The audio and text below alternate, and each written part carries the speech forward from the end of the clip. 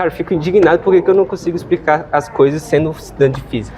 Cara, porque, tipo, a gente tá no primeiro semestre, né? A gente ainda vai aprender muita coisa. Mas, pô, mano, mesmo estudando queda livre, eu não sei explicar por que o gato cai em pé. Cara, a física é a melhor das ciências da natureza porque ela explica, por exemplo, como que o espaço e o tempo não são tão fundamentais assim como Newton esperava. Cara, bizarro.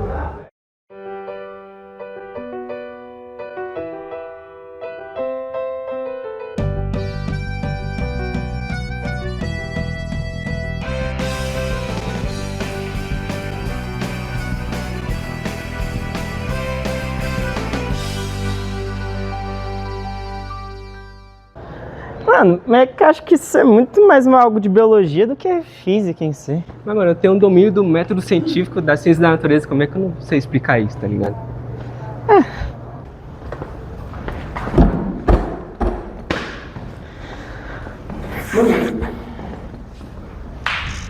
Pessoal, boa noite. A aula de hoje vai ser sobre resistência do ar, atrito entre sólidos e fluidos. Vocês leram o capítulo 5 do Moisés? Marcelo, isso não tem a ver com o gato que eu tava falando agorinha? Mano, assiste a aula. Bom, o atrito entre fluido e sólido é diferente daquele atrito que a gente conhece normalmente, que é da força de atrito sendo igual ao μ estático vezes a normal. Esse aqui é o atrito entre sólido e sólido. Nesse caso, entre fluido e sólido é um pouco diferente, depende de outras coisas. Por exemplo, depende da densidade volumétrica do fluido, depende da geometria do sólido. O sólido pode ser uma esfera, uma folha, um paraquedista, um cubo. Professor, e se essa geometria for um gato caindo de um prédio?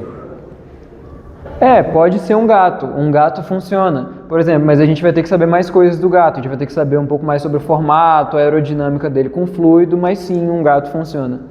Outras coisas que influenciam também são a temperatura, a pressão e a viscosidade. Inclusive, a viscosidade é a dificuldade de um fluido mudar o seu formato. Agora a gente vai falar sobre a resistência do ar e o atrito, novamente conectando com o atrito entre fluido e sólidos. O que acontece? Como eu tinha falado, essa fórmula aqui do μ estático vezes a normal não funciona porque isso é entre sólido e sólido. Mas aqui, a força da resistência do ar, a resistência do ar é uma força, ela é proporcional à velocidade. Mas nesse caso em específico, como a velocidade é muito alta, ela é proporcional à velocidade ao quadrado.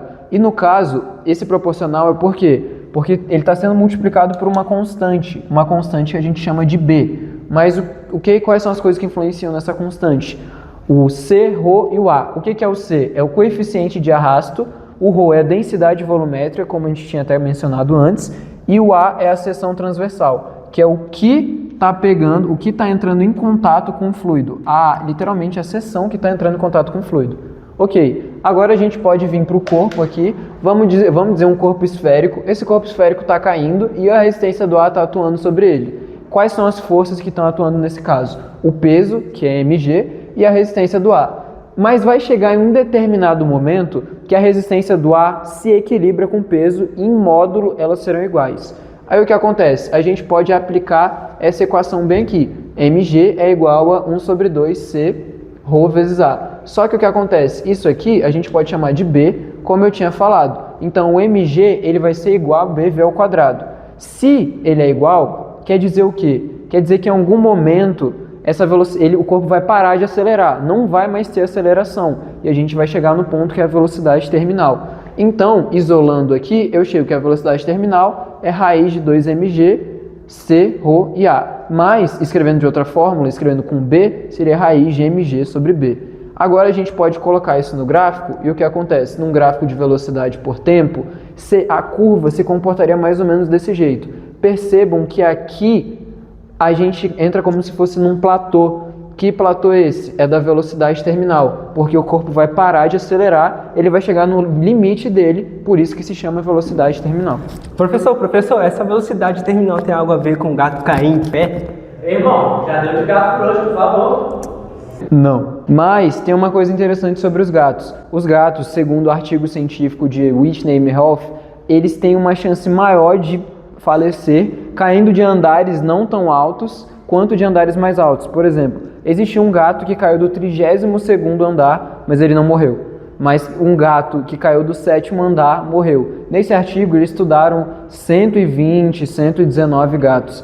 Todos os que faleceram caíram entre o 2º e o 7º, mas todos os gatos que caíram de andares superiores não morreram. Porque o que acontece? Tem tudo a ver com a nossa aula, porque a partir do 7º andar, do 7º para baixo, o gato não chegou na sua velocidade terminal e ele não consegue, isso já tem a ver com a biologia, ele não consegue se amortecer e as patas dele não funcionam como se fossem uma mola. Mas a partir do 7º andar, o que acontece? Se ele consegue ficar pronto para a queda e ele alcança a velocidade terminal e se prepara. E nesses casos que ele cai do 15º andar, 10º, 32º, ele mal tem fraturas e só tem ferimentos leves. E esse estudo foi repetido com gato até no Brasil. No Rio de Janeiro, estudaram 43 gatos. Todos os gatos que morreram não caíram de alturas tão altas. Então, o que é mais interessante nisso tudo é que o gato tem uma chance maior de ficar vivo se ele cair de andares mais altos ao invés de andares mais baixos, que é totalmente fora do senso comum. Professor, até o gato de Schrödinger ficaria vivo? Eu adoro quando o Alisson tá errado, porque eu amo ver toda aquela alegria daquele rosto bobo dele sumindo e sucumbindo. Talvez eu seja meio sádico. Pô, e no final tu não descobriu por que o gato sempre cai em pé. É, mas... Cara, eu posso fazer uma coisa ainda, peraí. Caralho, Alisson, não faz isso, mano. Calma, coitado do gato, Alisson. Calma, mano, eu tô só fazendo carinho no gato. Bom, e esse foi o nosso vídeo da primeira postagem da turma de mecânica. E a gente escolheu falar sobre resistência do ar, e não só resistência do ar, mas também velocidade terminal, porque esse é um conteúdo que não é tão abordado assim no ensino médio, mas de vez em quando alguns vestibulares e até mesmo o próprio Enem cobram. Eles geralmente cobram mais conceitual, e por conta disso a gente até não aprofundou muito no assunto, mas a gente escolheu tratar desse tema, que é um tema pouco falado, fazendo uma adaptação. Também tem do lance de ser num tom mais humorístico, para dar esse tom de leveza justamente por causa do ensino médio, que a gente decidiu fazer numa base The Office, que é uma série super popular entre os adolescentes.